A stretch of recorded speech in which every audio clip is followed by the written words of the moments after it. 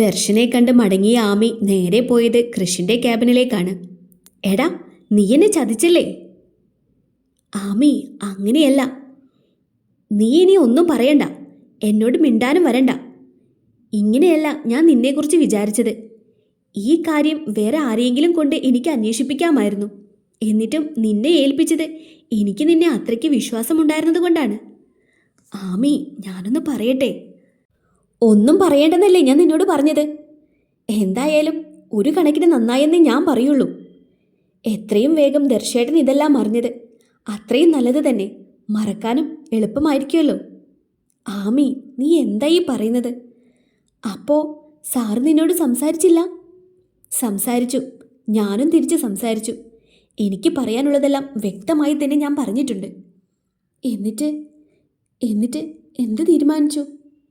Advocate papers എല്ലാം റെഡിയാക്കുമ്പോൾ sign ചെയ്ത് തന്നോളാന്ന് പറഞ്ഞിട്ടുണ്ട് നിന്റെ ദർശൻ സാറ്. ആമി, നീ എന്തായി പറയുന്നത്?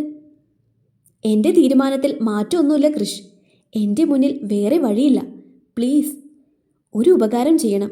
ഇനിയെങ്കിലും ആരും ഇതൊന്നും അറിയാതിരിക്കാൻ ശ്രദ്ധിക്കണം. വേറൊന്നും കൊണ്ടല്ല.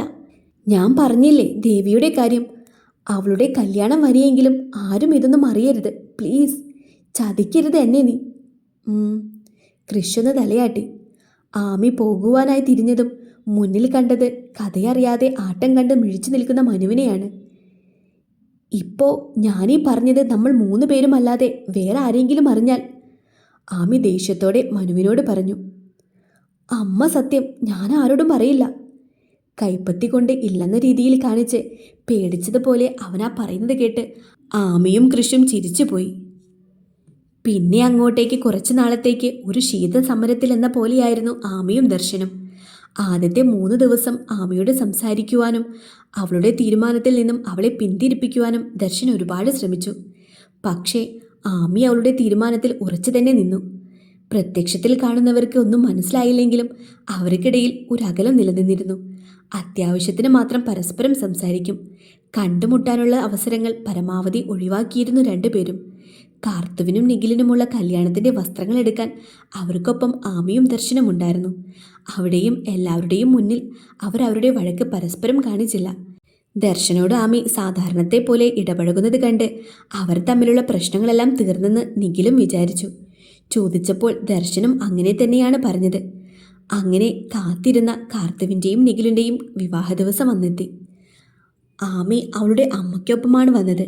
നിഖിലിൻ്റെ വീട്ടിൽ നിന്നും ആരും ഒന്നും പറഞ്ഞില്ലെങ്കിലും കാർത്തു തൻ്റെ സ്വന്തം ഇഷ്ടപ്രകാരം മതം മാറിയിരുന്നു. അതുകൊണ്ട് തന്നെ പള്ളിയിൽ വെച്ചായിരുന്നു മിന്നുകെട്ട്. പള്ളിയിലെ ചടങ്ങുകൾ കഴിഞ്ഞ് ഹാളിൽ വെച്ച് ചെറിയൊരു പാർട്ടിയും അവർ ഒരുക്കിയിരുന്നു. മടിച്ചാണ് കാർത്തുവിനടുത്തേക്കായി ആമിയുടെ അമ്മ വനജ പോയത്. അവർ അടുത്തെത്താറായപ്പോഴാണ് കാർത്തു അവരെ കണ്ടത്.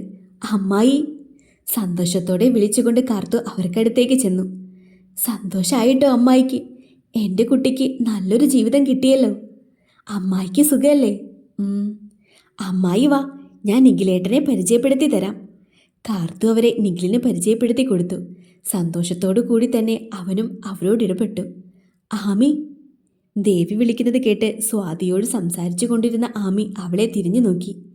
നീ എന്താ ഇപ്പോൾ വീട്ടിലേക്കൊന്നും വരാത്തത്? കല്ലു എന്നും അന്വേഷിക്കും നിന്നെ. അവരൊന്നും വന്നില്ലേ? കല്ലുവിന് എക്സാം ആണ്. മാലതി ആൻറ്റി അമ്മയ്ക്കൊപ്പം അവിടെ നിൽപ്പുണ്ട്. നീ എന്താ വീട്ടിലേക്ക് വരാത്തത്? അത് പറ. കുറച്ച് ദിവസമായിട്ട് നല്ല തിരക്കായിരുന്നില്ലേ? ചേച്ചിയുടെ കല്യാണവും പിന്നെ ഓഫീസിലും അച്ഛനും മാത്യു അങ്കിളും ഒന്നുമില്ലല്ലോ. അത് ശരിയാ. പിന്നെ നീയെന്ന് വേദികയെ കണ്ട് സംസാരിച്ചിരുന്നോ? ദേവി ചോദിച്ചതും ആമിയൊന്ന് പരിങ്ങി. അത് നീ വാ, എനിക്കൊരു കാര്യം പറയാനുണ്ട്. വേദികയുടെ കാര്യം പറഞ്ഞപ്പോൾ അടുത്തു നിന്നിരുന്ന സ്വാതിയും ശ്രുതിയും അവരെ ഒന്ന് ശ്രദ്ധിച്ചു. അതുകൊണ്ട് തന്നെ ആരും അറിയണ്ട എന്ന് കരുതി ആമി ദേവിയുമായി കുറച്ച് മാറി നിന്നു. എന്താ ആമി? അത് പിന്നെ വേദിക അന്ന് സംസാരിച്ച വിവരമൊക്കെ നീ അച്ഛനോടോ വേറെ ആരെങ്കിലോടോ പറഞ്ഞിരുന്നു? പറയാൻ തന്നെയാ ഞാൻ തീരുമാനിച്ചിരുന്നത്. പക്ഷേ മാലതി ആൻറ്റി സമ്മതിച്ചില്ല. ആൻറ്റി ഇതൊക്കെ അറിഞ്ഞു? അന്ന് വേദികയും അമ്മയും വീട്ടിൽ വന്നപ്പോൾ കല്ലുവിനോടും ആൻറ്റിയോടും മോശമായി സംസാരിച്ചതൊക്കെ കല്ലു കുറച്ച് ദിവസം മുൻപാ എന്നോട് പറഞ്ഞത്. അതും കൂടി ആയപ്പോൾ എന്തായാലും അച്ഛനോട് എല്ലാം സംസാരിക്കണമെന്ന് ഞാൻ തീരുമാനിച്ചു. പക്ഷേ ആൻറ്റി പറഞ്ഞു പറയണ്ടാന്ന്. അച്ഛനും വേദികയുടെ അച്ഛനുമായി നല്ല ബന്ധമല്ലേ ഉള്ളത്. ഇങ്ങനെയൊരു കാരണത്തിൻ്റെ പേരിൽ എന്തിനാ ബന്ധങ്ങളിൽ വിള്ളലുണ്ടാക്കുന്നതെന്ന് ആൻറ്റി ചോദിച്ചു. കേട്ടപ്പോൾ എനിക്കും തോന്നി ശരിയാണെന്ന്. പിന്നെ പിന്നെ വിച്ചുവേട്ടനും പറഞ്ഞു വേദികയ്ക്കുള്ളത് നീ തന്നെ നേരിട്ട് കൊടുത്തോളുമെന്ന്. എനിക്കും തോന്നി അത് ശരിയാണെന്ന്. നീ വേദികയോട് സംസാരിച്ചില്ലേ ആ വിഷയത്തെക്കുറിച്ച്? ആ, അത് ഞാൻ നിങ്ങളെ കണ്ട അന്ന് തന്നെ സംസാരിച്ചിരുന്നു. അവൾക്കുള്ള മറുപടിയും ഞാൻ കൊടുത്തിരുന്നു. മിടുക്കി. എൻ്റെ ആമി എവിടെയും തോറ്റുപോകരുത്. എപ്പോഴും ഇതുപോലെ സന്തോഷത്തോടു കൂടി തന്നെ ജയിക്കണം.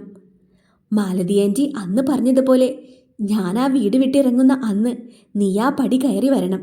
ഇപ്പോൾ അതാണ് എൻ്റെയും ആഗ്രഹം. എൻ്റെ ഏട്ടൻ പാവ, ജീവനാ നിന്നെ. എനിക്ക് വേണ്ടിയാ കുറച്ചു നാളായാലും നിന്നെ അകറ്റി നിർത്തിയത്. അതിനും കൂടി ചേർത്ത് സ്നേഹിക്കും നിന്നെ. നോക്കിക്കോ. കരയാതിരിക്കാൻ ശ്രമിച്ചിട്ടും ആമിയുടെ കണ്ണുകൾ നിറഞ്ഞു ആ നിമിഷം. എനിക്കറിയാം നീ എന്തിനാ ഇങ്ങനെ വിഷമിച്ച് നിൽക്കുന്നതെന്ന്. അമ്മയെക്കുറിച്ച് ഓർത്തിട്ടല്ലേ. നീ വിഷമിക്കേണ്ട, ഞാൻ സംസാരിച്ചോളാം അമ്മയുടെ അടുത്ത്. അമ്മയ്ക്ക് നിന്നോട് ദേഷ്യമൊന്നും ഇല്ലേടി. പണ്ട് നിന്നോട് ഒരുപാട് ഇഷ്ടമായിരുന്നു. ഏട്ടൻ്റെ ഭാര്യയായി നീ വരണമെന്ന് അമ്മയും ആഗ്രഹിച്ചിട്ടുണ്ട്. പിന്നെ അന്ന് അങ്ങനെയൊക്കെ സംഭവിച്ചു പോയതിൻ്റെ ഒരു ദേഷ്യമാണ്. അതൊക്കെ മാറി ഇപ്പോൾ. നോക്കിക്കോ, അമ്മ തന്നെ വിളക്ക് തന്ന് നിന്നെ സ്വീകരിക്കും വീട്ടിലേക്ക്. കണ്ണീര് തുടച്ചുകൊണ്ട് ആമി തലയാട്ടി. എന്താ ആമി, വേദികയുടെ എന്ത് കാര്യം ദേവി നിന്നോട് ചോദിച്ചത്? അത് ഞാനന്ന് പറഞ്ഞില്ലേ, കല്ലുവിനോട് അവരെന്ന് മോശമായി സംസാരിച്ച കാര്യം. അതിന് ഞാൻ മറുപടി കൊടുത്തോ എന്നാ ചോദിച്ചത്. അതിന് നീ അവിടെ വെച്ച് തന്നെ തള്ളയ്ക്കും മോൾക്കും മറുപടി കൊടുത്തതല്ലേ? അതെ, പക്ഷേ കല്ലുവിനോട് മോശമായി സംസാരിച്ചത് ദേവിക്ക് ഒട്ടും ഇഷ്ടപ്പെട്ടില്ല. അവള് അച്ഛനോടെല്ലാം പറയുമെന്ന് പറഞ്ഞപ്പോൾ അത് വേണ്ട, ഇനി മേലാൽ ഇതൊന്നും ആവർത്തിക്കരുതെന്ന് ഞാൻ വേദികയോട് പറഞ്ഞോളാമെന്ന് അവർക്ക് വാക്ക് കൊടുത്തിരുന്നു. അതിനെപ്പറ്റി അവൾ ചോദിച്ചത്. ആമി എങ്ങനെയൊക്കെയോ പറഞ്ഞൊപ്പിച്ചു. അത് വേണ്ടായിരുന്നു. സാറെല്ലാം അറിയണമായിരുന്നു. അപ്പോൾ പിന്നെ സാറ് തന്നെ അവളെ അവിടെ നിന്ന് പുറത്താക്കുമല്ലോ. കല്ലുവിനെ പറഞ്ഞാൽ സാറിന് സഹിക്കോ? എന്തിനാ ശ്രുതി അത്? അവൾക്കുള്ള മറുപടി ഞാൻ കൊടുത്തതല്ലേ. ഇനി ഇതിൻ്റെ പേരിൽ ഒരു പ്രശ്നമുണ്ടായാൽ അച്ഛനും ആ അങ്കിളും തമ്മിലുള്ള ഫ്രണ്ട്ഷിപ്പ് പോലും ഇല്ലാതാവില്ലേ? അത് ഇവള് പറഞ്ഞത് ശരിയാ. സ്വാതിയും ആമിയെ അനുകൂലിച്ചു. അപ്പോഴാണ് ദർശൻ അവിടേക്ക് വന്നത്. ദർശനെ കണ്ടതും സ്വാതിയും ശ്രുതിയും പതുക്കെ അവിടെ നിന്നും വലിഞ്ഞു. അഡ്വക്കേറ്റ് ഏൽപ്പിച്ച പേപ്പേഴ്സ് എല്ലാം ഇന്നലെ ക്യാബിനിൽ കൊണ്ടുവന്ന് വെച്ചിരുന്നു അല്ലേ? അവളെ നോക്കി ഒന്ന് ചിരിച്ചിട്ട് ദർശൻ ചോദിച്ചു. ദർശേട്ടൻ അത് സൗകര്യം പോലെ സൈൻ ചെയ്ത് വെച്ചാൽ മതി, ഞാൻ എടുത്തോളാം. ഞാനത് സൈൻ ചെയ്തിട്ടില്ല. ചെയ്യുന്നതിന് മുൻപ് ഒരിക്കൽ കൂടി ചോദിക്കണമെന്ന് തോന്നി. ഒരവസരം കൂടി തന്നൂടെ എനിക്ക്? ദയനീയമായ മുഖത്തോടെയും ഇടറുന്ന ശബ്ദത്തോടെയും ദർശൻ അത് ചോദിച്ചപ്പോൾ ആമിക്ക് നെഞ്ചിൽ ഒരു പിടച്ചിൽ പോലെ തോന്നി. അവൾ അവൻ്റെ മുന്നിൽ നിന്നും തിരിഞ്ഞു നിന്നു. ഞാൻ പറഞ്ഞതല്ലേ ദർശേട്ടാ, ഇനിയൊരു മാറ്റവും ഇക്കാര്യത്തിൽ പ്രതീക്ഷിക്കേണ്ട എന്ന്. പിന്നെയും പിന്നെയും ചോദിച്ച് എന്നെ ഇങ്ങനെ വിഷമിപ്പിക്കല്ലേ പ്ലീസ്. സോറി, ഒരിക്കൽ കൂടി ചോദിക്കണമെന്ന് തോന്നി, അതുകൊണ്ട് ചോദിച്ചതാ. ഞാൻ പോട്ടെ.